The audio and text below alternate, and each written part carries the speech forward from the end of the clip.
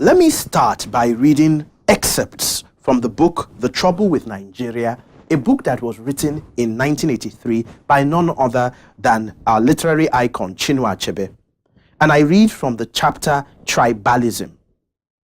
In the lifetime of many Nigerians who still enjoy an active public career, Nigeria was called a mere geographical expression, not only by the British who had an interest in keeping it so, but even by our nationalists, when it suited them to retreat into tribe to check their more successful rivals from other parts of the country.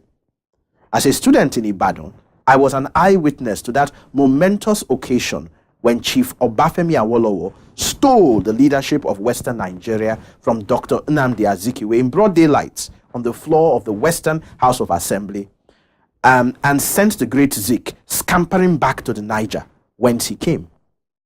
Someday, when we shall have outgrown our tribal politics, or when our children shall have done so, sober historians of the Nigerian nation will see that event as the abortion of a pan-Nigerian vision, which, however ineptly, the NCNC tried to have and to hold.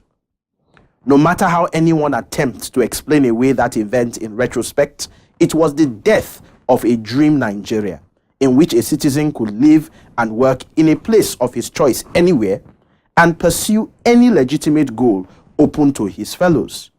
A Nigeria in which an Easterner might aspire to be premier in the West and a Northerner become the mayor of Enugu.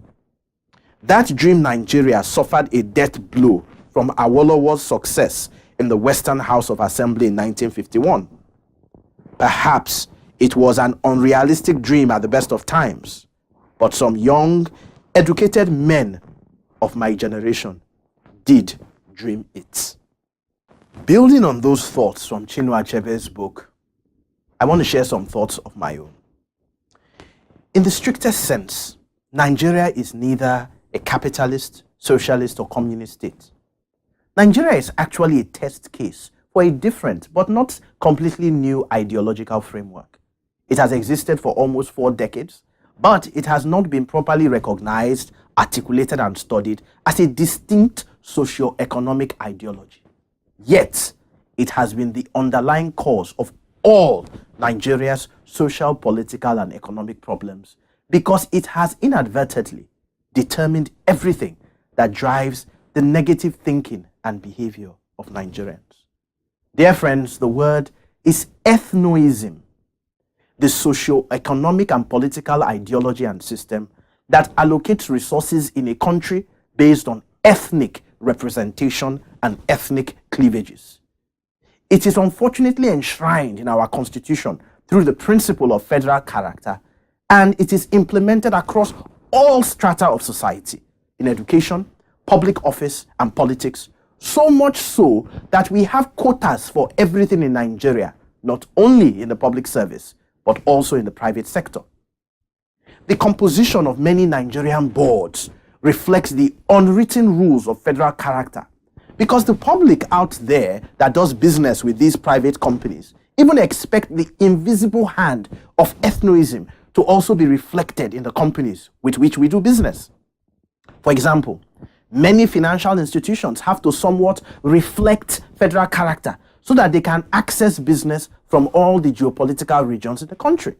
In fact, in the financial services industry where I worked, with a few notable exceptions, it is typical to have the regional directors or heads in a particular place to be indigenes of those same regions so that they can actually attract customers in those regions. The foundation for ethnoism is uneven development. The fact that Western education was embraced earlier in the southern parts of Nigeria before the northern parts, and therefore the southern parts of Nigeria had an advantage which had to be managed so that there could be even development. Granted, that's a great idea, but was it to last and continue forever? Why wasn't the system implemented as a stopgap?